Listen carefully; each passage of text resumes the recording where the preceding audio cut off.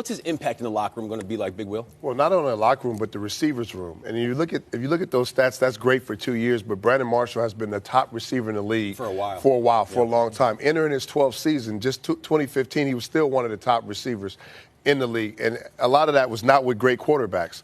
In saying that, now that you enter New York and you're entering a huge market with huge personalities, and your teammate, the guy you're going to be sitting next to in the meeting room every single day, is not at OTAs.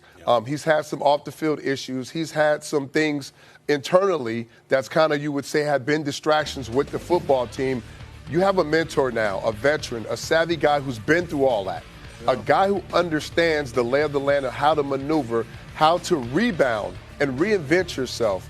You should be in OTAs soaking up as much knowledge as you possibly can. You had Victor Cruz.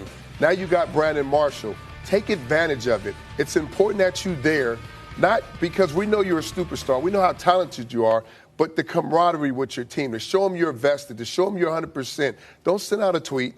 Don't talk about it on social media. Get there with your teammates and build that camaraderie. Don't talk about it. Willie said it all. Yeah. I mean, the thing is I could have entered the Patriots locker room. If he didn't have the backing of Bill Belichick, and I wasn't a humble participant in wanting to learn what Willie and Vraves and Brewski and Harrison all wanted to teach me, I wasn't going to get any better. But he had support of a head coach. He had support of a mentality that had already been set in stone. So I think back to the old boat trip deal. Brandon Marshall could go in there preaching all these marching orders, but that boat trip wouldn't have been a thought in those wide receivers' minds if Mr. Tom Coughlin would have been there. I think you have a leadership issue with Ben McAdoo. Listen, the Mara and Tisch family had something great with Tom because it was his voice was the voice, and everyone listened to it. And so I think you bring in great leadership. I'm a huge fan of the machine. They call Brandon the Machine Marshall for a reason. He's going to produce no matter what quarterback he's with. Now he's with somewhat of a great quarterback in Eli. He should have a monstrous year. So should Odell.